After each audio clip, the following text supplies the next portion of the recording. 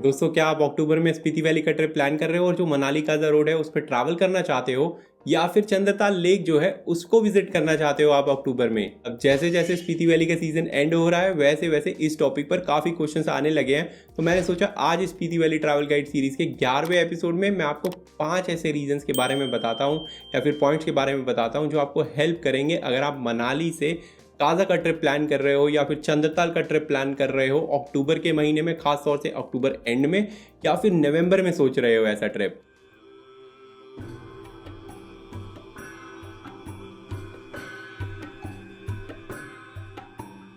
July friends, अगर आप इस चैनल पर नए हैं तो मेरा नाम धीरज है और मैं आप सभी की हिमालयन ट्रिप्स को यादगार बनाने में आपकी हेल्प करता हूं। दोस्तों, अपने हर वीडियो की तरह आज भी इस वीडियो को स्टार्ट करने से पहले मैं आप सभी से रिक्वेस्ट करना चाहूंगा कि आप जब भी हिमालयस में ट्रैवल करते हो तो प्लीज पूरी रिस्पॉन्सिबिलिटी के साथ ट्रैवल करो और हिमालयस को क्लीन रखने में अपना पार्ट जरूर प्ले करो। इसी रिस्पॉन्सिबिलिटी की 5वीं टिप ये है कि वाटर सोर्सेज जो है जैसे कि लेक्स हो गई, वाटर स्ट्रीम्स हो गई, उनके पास डिटर्जेंट या सोप या ऑयल एक्सेट्रा इन चीजों का यूज ना करें। और जहां तक हो सके जो बॉनफायर है, आई नो इसको आप बहुत एंजॉय करते हो अपने ट्रिप्स के ऊपर, बट ये कोल्ड डेजर्ट रीजन्स हैं, इनमें जो लकड़ है बहुत मुश्किल से मिलती है, तो प्लीज आप उसे अवॉइड करें। और अगर फिर भी करते हो तो छोटी से छोटी चिंगारी जो है ना उसको भी पूरी तरह से बुझा देना दोस्त। चलिए अब वापस टॉपिक पर आते हैं। तो दोस्तों, ये जो मनाली काजा का रोड है, लोग इसलिए इसको ज़्यादा प्रेफर करते हैं क्योंकि जो स्पीति वैली तक पहुंचने का रास्ता है वो बहुत छोटा हो जाता है। इसके थ्रू आप दिल्ली से जो काजा है वो सिर्फ 2 दिन में पहुंच जाते हो। अगर आप मनाली से शिमला, किन्नौर होते हुए काजा जाओगे तो आपको कम से कम 3 दिन चाहिए। और ये जो मनाली काजा का रूट है ये सिर्फ सीजन टाइम में ही ओपन होता है। जून से स्टार्ट करके सितंबर अक्टूबर में तब तक ही ओपन रहता है। उसके बाद हैवी स्नोफॉल की वजह से कुंजुम पास या फिर जो ग्राम्फू और कुंजुम पास का रोड है वो बंद हो जाता है 6 महीने के लिए। अब होता क्या है कि अक्टूबर और नवंबर का जो महीना है इसमें छुट्टियां बहुत आती हैं, दिवाली भी होती है, दशहरा भी होता है, दुर्गा पूजा भी इन्हीं महीनों में आती है। अब इतनी छुट्टियों में काफ़ी लोग जो है स्पीति वैली का ट्रिप प्लान कर लेते हैं, खास करके वो लोग जो सीजन टाइम में स्पीति वैली का ट्रिप प्लान नहीं कर पाते हैं। अब आप कहोगे धीरज भाई प्रॉब्लम क्या है अक्टूबर नवंबर के महीने में स्पीति वैली का ट्रिप प्लान करने में? तो दोस्तों, होता क्या है कि वैसे तो स्पीति वैली का ट्रिप प्लान करने में अक्टूबर के महीने में कोई प्रॉब्लम नहीं है, आप विंटर में भी प्लान कर सकते हो स्पीति वैली का ट्रिप। पर प्रॉब्लम सारी कहाँ है? मनाली से जो काजा का रोड है उसके अंदर, खास करके अगर आप ये जो ट्रिप है सेकेंड हाफ ऑफ अक्टूबर जो है और अक्टूबर एंड है, नवंबर है, इसमें प्लान करना चाहते हो तो वहां पर प्रॉब्लम आ जाती है। चलो आपको मैं डिटेल में 5 ऐसे रीजंस बताता हूं क्यों आपको मनाली काजा रोड जो है या फिर चंद्रताल का ट्रिप जो है लेट अक्टूबर में या नवंबर में या फिर उसके बाद बिल्कुल प्लान नहीं करना चाहिए। पहले पॉइंट की बात करें, जो सितंबर का महीना है उसमें विंटर कंडीशन सेटल होना स्टार्ट हो जाती हैं ट्रांस हिमालयाज में, और सभी पासेस जो हैं हाई पासेस वहां पर स्नो पड़नी स्टार्ट हो जाती है। मनाली काजा रोड पर भी कुंजुम पास कम से कम आएगा। अब अटल टनल बन गया है तो रोहतांग पास नहीं आता है, बट कुंजुम पास फिर भी आएगा।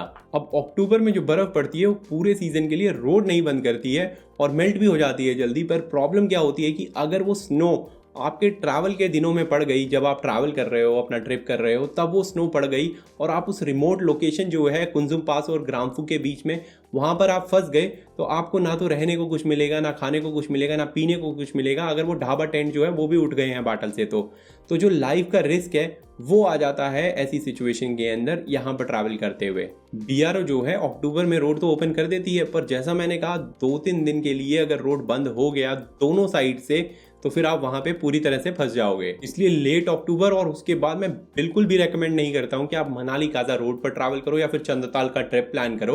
अगर आपको स्पीति वैली का ट्रिप प्लान करना ही है इतना लेट अक्टूबर में या नवंबर में, तो प्लीज शिमला साइड से जाओ और शिमला साइड से ही वापस आओ। अक्टूबर के पहले 2 हफ्तों में भी अगर आप मनाली से या फिर काजा से रूट के लिए निकले हो तो प्लीज एक बार वेदर जरूर चेक कर लो, ताकि आपको ये पता हो कि क्लियर वेदर है और आपके फंसने के जो चांसेस हैं उस रूट पर नहीं है।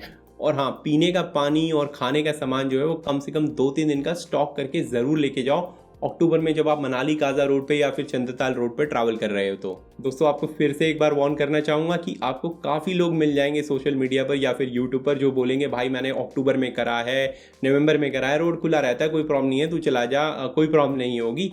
तो उनकी ऐसी स्टोरीज के सुनने के साथ साथ आप एक बार ये भी सर्च कर लें जो पिछले कुछ सालों में सडन स्नोफॉल की वजह से वहाँ पे लोग फंसे हैं या फिर लोगों की जानें गई हैं, खासतौर से अगस्त और सितंबर के महीनों में भी तो आप जान सकते हो कि किस तरह के रिस्क की मैं यहाँ बात कर रहा हूँ और किस तरह से आपको अवेयर कराना चाहता हूँ। तो दोस्तों ये मत समझना कि मैं आपको डरा रहा हूँ, आपकी जो सेफ्टी है वो मेरे लिए बहुत प्यारी है। आपकी सेफ्टी के लिए बस आपको वॉर्न और इन्फॉर्म दोनों कर रहा हूँ। दूसरे पॉइंट की बात करें तो मनाली साइड से अगर आप ट्रैवल करोगे तो अटल टनल क्रॉस करने के बाद आपको जो खोसकर जगह आती है, विलेज आती है, वहाँ पे आपको एक PWD रेस्ट हाउस मिल जाएगा। उसके बाद आपको जो छातड़ू है वहाँ पे PWD रेस्ट हाउस मिलेगा।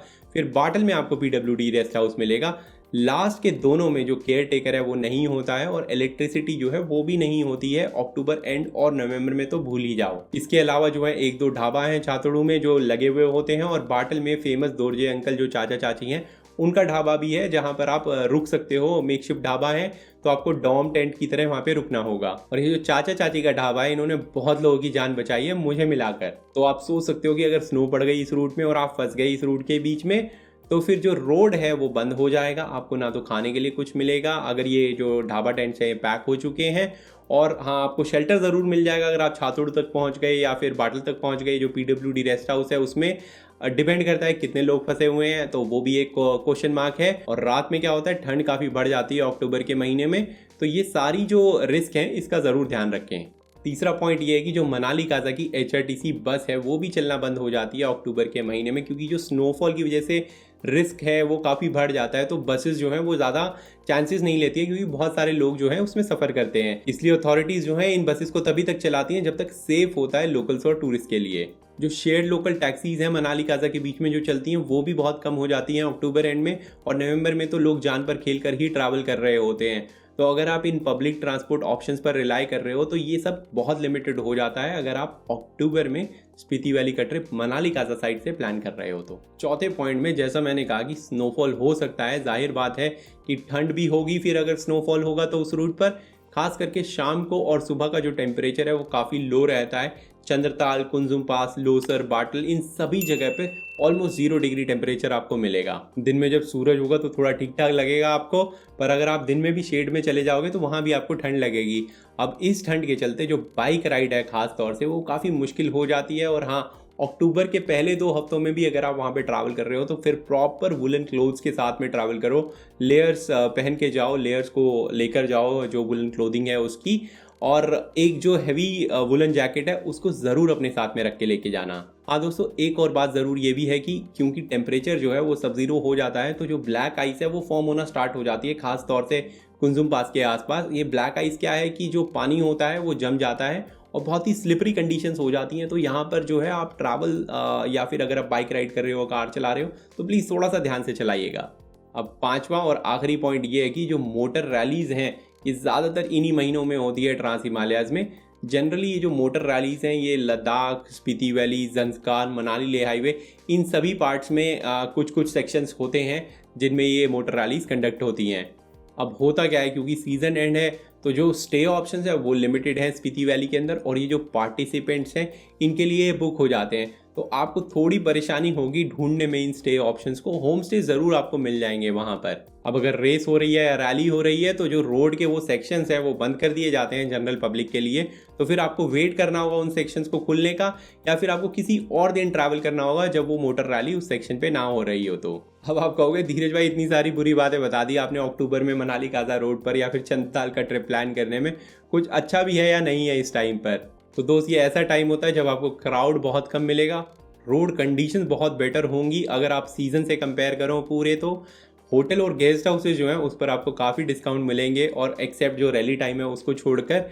और हाँ, सबसे बड़ी बात, जो फॉल कलर्स हैं स्पीति और लाहौल में वो आपको देखने को मिलेंगे अक्टूबर के अंदर। इसलिए अगर आप अक्टूबर में ट्रैवल करना चाहते हो तो पहले 2 हफ्तों में सोच समझ कर ट्रैवल करो, और ये सारे रिस्क जो हैं इनको एक बार इवैल्यूएट कर लो अगर आप मनाली काजा रोड पर या फिर चंद्रताल लेक का ट्रिप प्लान करना चाहते हो। तो अक्टूबर एंड में या फिर नवंबर में या फिर उसके बाद तो मैं बिल्कुल भी रेकमेंड नहीं करूंगा कि आप मनाली काजा रोड पर या फिर चंद्रताल की तरफ जाओ और वहां पे ट्रैवल करो। अगर आपको करना है तो आप शिमला साइड से स्पीति वैली का ट्रिप करो और वहीं से वापस आओ। तो दोस्तों इस वीडियो में मैं आपको 5 पॉइंटर्स बताना चाहता था जो आपको आपकी अक्टूबर में स्पीति वैली ट्रिप प्लान करने में हेल्प करेंगे।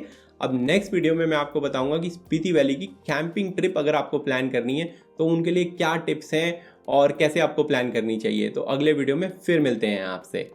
अब एंड में दोस्तों अगर आपको ये वीडियो पसंद आया या फिर हेल्पफुल लगा तो प्लीज़ इस वीडियो को लाइक ज़रूर करें और मेरे चैनल को सब्सक्राइब करें। आपको लगता है ये वीडियो किसी और को भी पसंद आएगा तो प्लीज़ उससे शेयर करना ना भूलें। आपको अपनी लद्दाख, हिमाचल, संस्कार या स्पीति या किसी भी हिमालयन ट्रिप्स को प्लान करने में कोई भी हेल्प चाहिए या फिर आपका कोई क्वेश्चन है तो प्लीज़ कमेंट सेक्शन का यूज़ करना ना भूलें।